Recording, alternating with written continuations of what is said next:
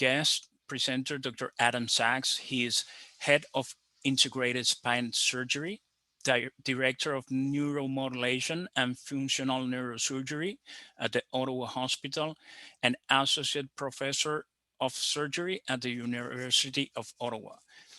He's going to talk about his exciting brain-computer interface research he's conducting. Thank you, Dr. Sachs, for being here today. The floor is yours. Thank you very much, Federico, for the introduction, and thank you, Federico and Lubna, for inviting me to give this talk. Good afternoon, everybody. As Federico mentioned, my name is Adam Sachs. I'm a neurosurgeon at the Ottawa Hospital.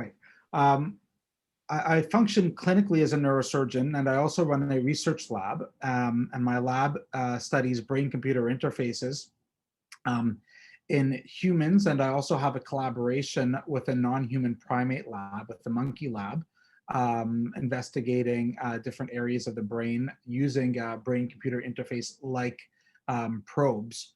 And we have some experience, and I'll show some data from some of these experiments that have given rise to the concept of the clinical trial that we're about to run. So my talk, I'll give some background on brain-computer interface trials, and also the rationale for the trial that we are currently recruiting for. And I'll talk a little bit about that trial as well. So brain-computer interface trial, brain-computer interfaces can be used for various applications. One application is to attempt to replace a certain type of function, like communication or control. But they've also been developed to an attempt for neurorehabilitation after, for example, stroke, as well as other applications, for example, enhancing function of a device in an able-bodied person, supplementing function or improving type of function beyond normal capabilities. So the application for my clinical trial that we're currently recruiting for is to replace function, so that it's restricted to that realm. Now, there are a number of different types of signals that one can acquire from the brain. Starting with the least invasive, you could place contact electrodes over the scalp, and that's called EEG. They're often used clinically for seizure detection, but they also can be used for other applications. For example, neurogaming, where you try to kind of control a ping pong with your thinking, or meditation apps use scalp electrodes. The nice thing about them is that they're easy to acquire, but the bad thing about them is that they're very noisy. The signals that you're trying to acquire are in the brain, and you can imagine there's layers of skull and skin that interfere with the signals. So this is what the EEG signal looks like.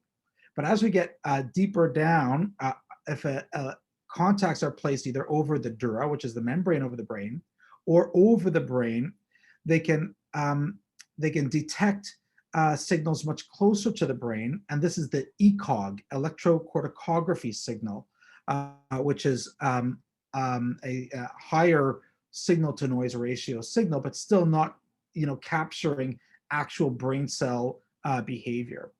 And that brings us to actual implanted arrays of microelectrodes, where the electrodes are surgically implanted into the brain, and they can record the most basic language of the neuron, which is called spikes. But they can also capture an aggregate activity of several thousand brain cells, which is called the LFP, the local field potential. So those are the two types of signals, and they're much more high fidelity signal. You're truly listening to the language of the neurons with that type of signal. Oops. So we envision different types of utility with different types of devices that can be used for people with disability. And so here on the y-axis, you can imagine if somebody has upper limb control, that person, but not lower limb control, that person could use a wide variety of assistive devices and get a fair amount of utility. But as the amount of ability of a person living with a disability decreases to the point that they're totally locked in, and locked in syndrome is a syndrome where there's an injury to the brainstem, like a stroke. They can't, speak or move their eyes. In that case, there really are no existing communicative devices that can provide that utility. And so non-invasive brain-computer interfaces, as well as other assistive devices, fill this space, but we see invasive brain-computer interfaces filling a niche that's currently unfilled. So this is what the implant looks like. This is the implant that I've done now about a dozen times in monkeys, and this is the same implant that's used clinically in every existing human intracortical brain-computer interface trial, which is undergoing in the US, as well as the one that that I am currently recruiting for. So this is what the implant looks like. It consists of an array of electrodes. In this case, there's a 10 by 10 array. I would be using two 8 by 8 arrays, and each electrode is 1 to 1.5 millimeters in length. And these are the types of signals that we get from those electrodes. This is the spikes that I talked about. In fact, you can see some really nice spikes over here. These were spikes that were acquired from one of the monkeys that I implanted. And so the job of the science team and the engineers, the people that I have working in our lab, is to try to make sense of those signals and to use them. Now, how do you convert this into a control signal that we can actually make some sense out of? And so this is an example. I stripped out the vast majority of math, but in this case, I think it's fairly visual, and I hope it can at least give a flavor of how some of these algorithms are built. If you imagine each neuron and each spike is a click that neuron, a neuron is a brain cell, makes. Well, if you look over time, you could actually plot the amount of spikes over time in a three-dimensional space. Well, we could then potentially project those onto a lower dimensional manifold, in this case 2 dimensions, and smooth it out to make it look like a more smooth, what we call a neural trajectory, which is a lower dimensional representation. And this is one of the things that we do to brain data in the processing from a brain signal to a computer signal. So we'll take a break now from the math, and I'll show a couple of examples from about 10 years ago of brain-computer interfaces. The one on the upper left is the BrainGate trial, in which I was actually affiliated with during my time at Stanford. And the one on the right is a trial at Pittsburgh. I like to play them together because you can make the robots race each other. But these are both participants that are tetraplegic. I believe the one in the upper left has ALS, and neither have use of their arms.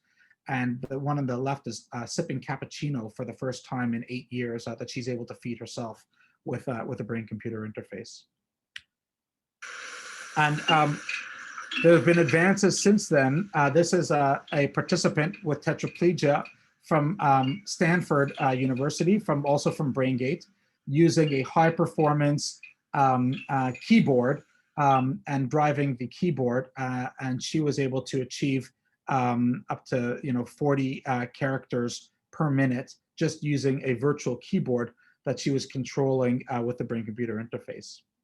And more recently, the same group, see if I can make this video work, published in Nature a new experiment using deep learning artificial intelligence algorithms, where they had the participant imagining handwriting. So not typing, but imagining handwriting. And you could see they compared that side by side with the keyboard, and the participant that's using handwriting was able to perform significantly faster than with the keyboard. So this is, hot off the presses. I think it was published last year in the journal Nature. Also in the journal Nature out of Cleveland was an experiment in which this is a participant with a incomplete spinal cord injury who was unable to use his hand. And so what you have on the wrist are electrodes that are stimulating the muscles driven by the brain-computer interface. So this is called functional electrical stimulation. And the interface was able to boost the signal in the hand enough that the participant was able to animate his own limb in a way that he was not able to previously. Also published in the journal Nature. So this takes us to the clinical trial that I am currently recruiting for. We call it the Neurocognitive Communicator. And it's a brain-computer interface trial to provide assistive communication to individuals with tetraplegia, also called quadriplegia sometimes. We call it the NCC 1701 because we submitted the RAB, the Research Ethics Board application, in January of 2017. And that's the only reason that we called it the NCC 1701 trial.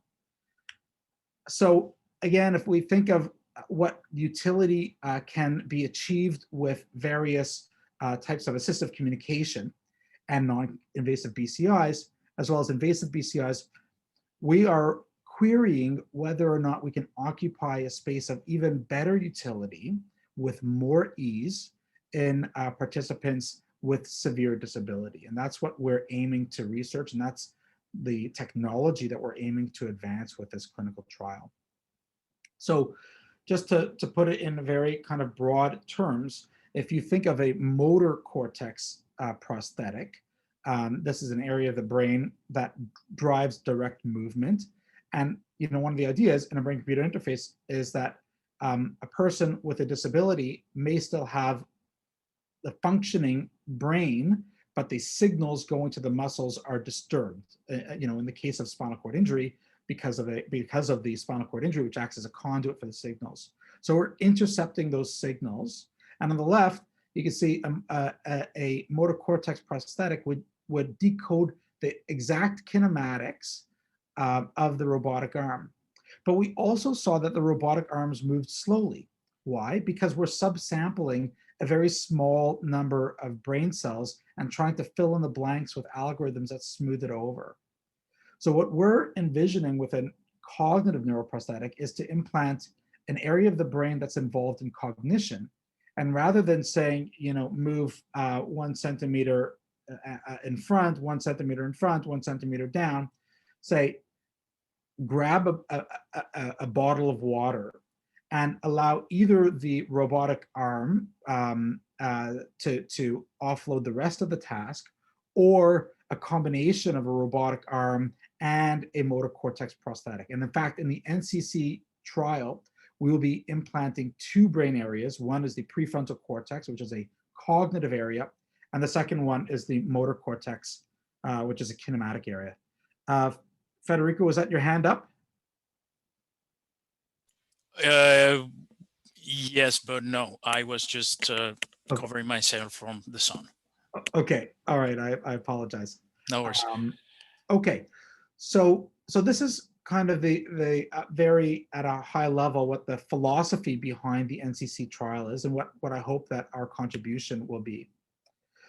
So we've worked, as I mentioned, with my colleague, Dr. Martinez Trujillo at Western University in monkey area 8AV, which is an area of the prefrontal cortex, for over a decade, and have a dozen or so publications trying to understand how cognitive signals like working memory or covert attention are stored and how they're represented in this brain area and how to decode them. But one thing that I hope that you'll appreciate is that one of the differences between people and monkeys is that our prefrontal cortex is much bigger.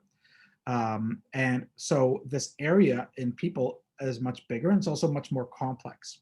And we have a strategy of how to determine where in this area to target, and I'll go over that a little bit.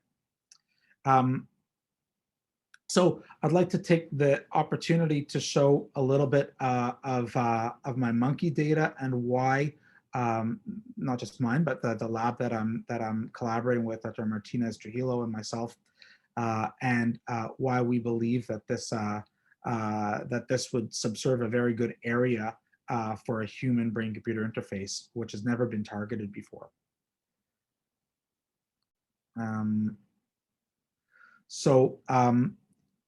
The first task that that I'll show, I'll try to move that over. The first task that we have the array is implanted in this area of the brain, area AA, in the monkey, in 2 different monkeys. And the task is a very simple task. We chose a saccade, which is an eye movement task, where the monkey would make an eye movement to one of 8 different targets. The animal would fixate on the central fixation point, and we are going to record brain activity before the monkey actually makes the movement. So we're trying to decode an idea of the monkeys. We're trying to decode the movement before it actually occurs. And so we're tracking the eye movements. This is the eye movement in one direction, and we're also recording from the brain. So I showed this slide before, but just to show that the focus of the next paper was looking at the spikes.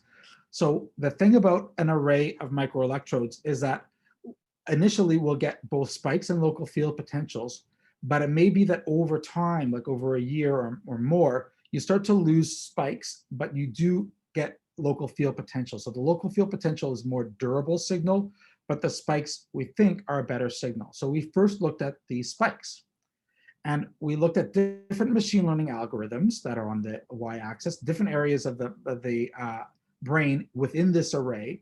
And what we found was some of the algorithms allowed us to determine where the monkey would look, what direction, with over 90% prediction performance. So this is a really kind of good performance, and we published these results in Journal of Neurophysiology. Chad Boulay was a postdoctoral fellow working in my lab at the time, who was first author on this publication. And then more recently, we looked at the local field potentials, and this is considered to be a somewhat dirtier signal. And so we used a number of different mathematical techniques, which I won't go into. And we first looked at, okay, what happens if you just look at one electrode? How good can you predict the direction? And the answer is pretty badly, 20% or so. But as we added more and more electrodes, we're able to get pretty high performance. So this is up to 7 electrodes. We're able to get very high performance. And in fact, when we looked at the best algorithms that we developed, we were able to get up to 90% or more performance, which is comparable to what we're getting with spikes. And yet the local field potential will be a signal that persists for a long time. And so what we've shown is that we have a durable signal in the prefrontal cortex that we can use to predict a movement before that movement happens, while the movement is in a movement planning stage. And Renee Johnson is a PhD student in my lab who was the first author on this paper.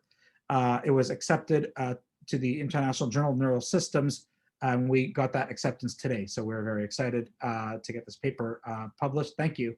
There were 8 reviewers, which is the most reviewers that I've ever had for a publication.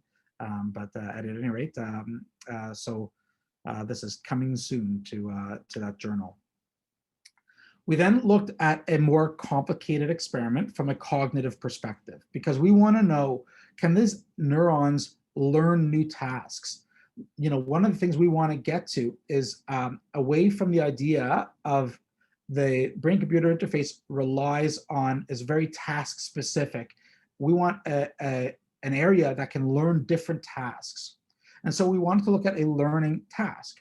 So in this task, the monkey has one of two targets and one of three colors that are presented.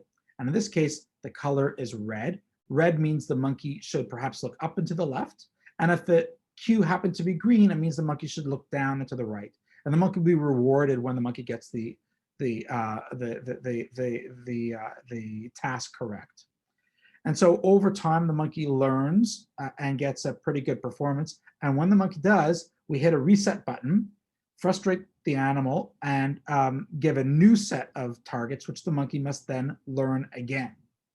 And so what we found was the red, there's red and gray and blue and green. So let me go through this. This is the performance of the animal. So the colors are the performance of the animal. And so what we found was when the monkey starts to learn the task, they don't really perform very well. But then eventually, after several trials, a couple dozen trials, the monkey's performance improves. And then ultimately, the monkey learns the task completely. They see red, they go to one direction. They see right, blue, they go to another direction.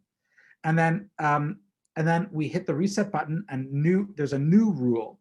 And the monkey needs to relearn that rule and eventually learns it. So green means the monkey has learned the task very well, and red means the monkey has not learned the task yet.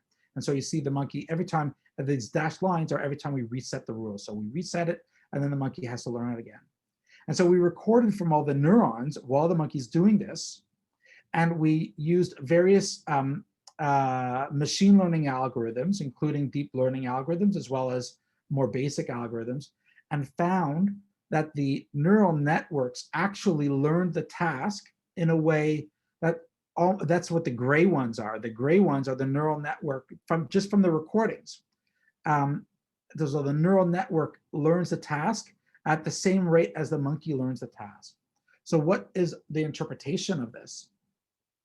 The interpretation is that that this area of the brain can learn arbitrary associations of a cue and a task, and can remap new cues. And so we're hopeful that in people, we can have one area of the brain that they could perhaps control a cursor with one day, and another day they might be able to control a robotic arm, and another day they might be able to control their wheelchair, and another day they might be able to do something totally different, so that we have an adaptable area of the brain that we believe would be a good target. And this work is being done by a PhD student in my lab, Alireza Razudalab, who's just like Renee Johnson, is a background in electrical engineering. So the neurocognitive control trial is a clinical trial for which we are currently recruiting, evaluating the safety of the neurocognitive communicator, which is the implant. Participants will undergo surgical implantation of arrays of microelectrodes, the same array which I showed you, which we call the Utah array, in the prefrontal cortex as well as the motor cortex. Each participant, and I'll go over some of the more details of the trial, but each participant essentially, after the implant is done and the recovery from surgery, would have 3 to 4 2-hour sessions per week, which would either be done at the participant's home or in our lab, in which participants will perform tasks with virtual reality. We have a number of tasks in virtual reality, augmented reality, where we may have a camera and a virtual reality and a combination of virtual reality and actual real world, virtual keyboards and robotic arms. So we'll have a variety of tasks in which we're combining cognitive signals and motor signals. And a portion of the time each day will be used for participants, not each day, but each day that we're there, for participants to use the interface as they see fit, so-called free play. So I'll just go over a little bit of some of the background that goes into starting a clinical trial such as this. So we're funding the equipment with a Canadian Foundation for Innovation grant that was awarded in 2015, and we received the funding in 2017 and the equipment at that time, as well as funding from the Departments of Surgery and Division of Neurosurgery, the OHRI, and the University of Ottawa Brain and Mind Research Institute. We then, later wrote the research ethics protocol, and retained support in surgery, nursing, imaging, neuropsychology, recruited lab personnel with appropriate expertise. I currently have just accepted another PhD student, but I currently have 5 graduate students, a postdoctoral fellow, as well as a couple of a research administrator operating the lab. And so it took time to develop this expertise within our lab. And then we submitted the REB. I presented to the Research Ethics Board because it's such an unusual type of trial. And we received conditional approval conditioned on Health Canada approving. We then submitted to Health Canada and received the Health Canada approval in 2018. And so now we're in the recruitment phase in which we're looking for, and our plan would be to recruit the first participant either with cervical spinal cord injury or ALS. And I'll go over a little bit over the some of the criteria in a bit.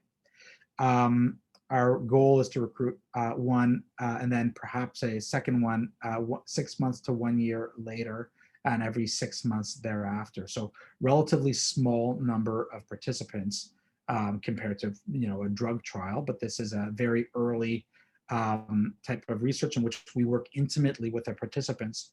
And I've spoken a lot with other centers that are running brain-computer interface trials in the US. We're the only ones in Canada that will be doing this. And they really find that the participant is essentially like a member of the research team. And it's really a type of partnership in exploring and developing this technology together. I won't go over every detail of the inclusion criteria, but I do want to mention that for spinal cord injury, we would be looking for somebody with stable neurological deficits that have been stable for at least a year. And the participant would have to have a cervical spinal cord injury. Additional requirements include, it can be a partial injury, an incomplete injury, or it could also be a complete injury. But if it's a complete injury, there is no further criteria for strength. If it's an incomplete injury, we have some specific criteria for the degree of disability and weakness that has to be present. And then, be able to maintain level of communication and independence, psychological, social stability, adults that are deemed healthy for surgery, and living within 1 hour or so of our site, which is the civic campus of the Ottawa Hospital. And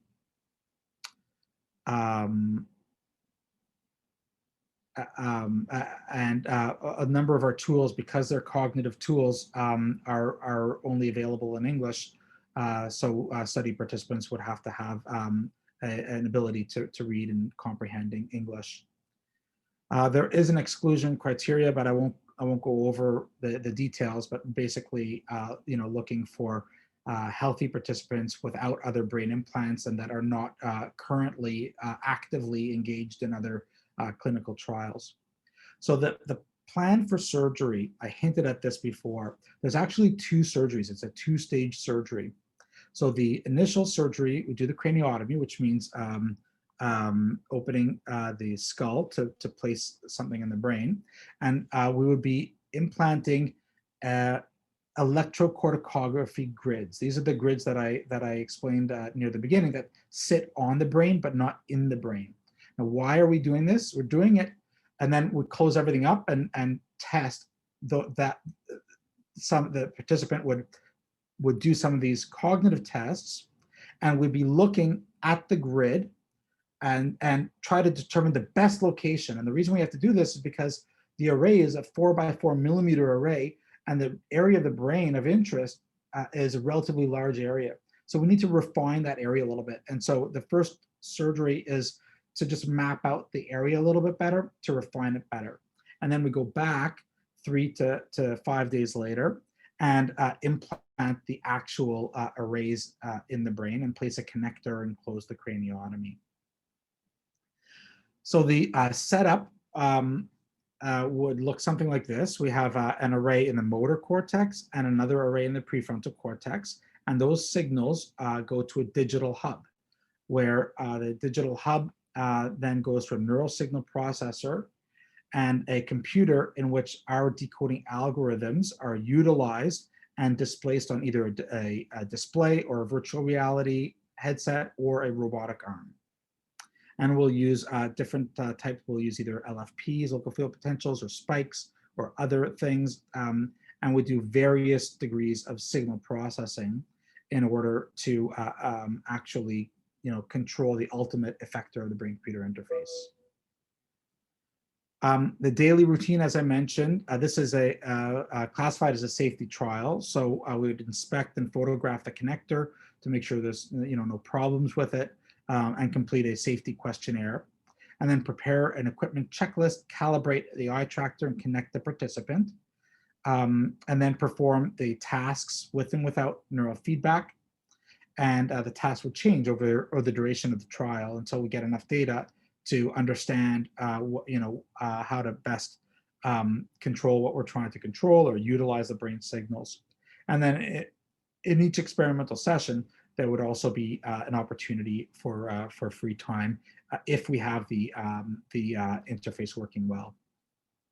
So this is the same schematic, but actually showing pictures of the equipment from our lab.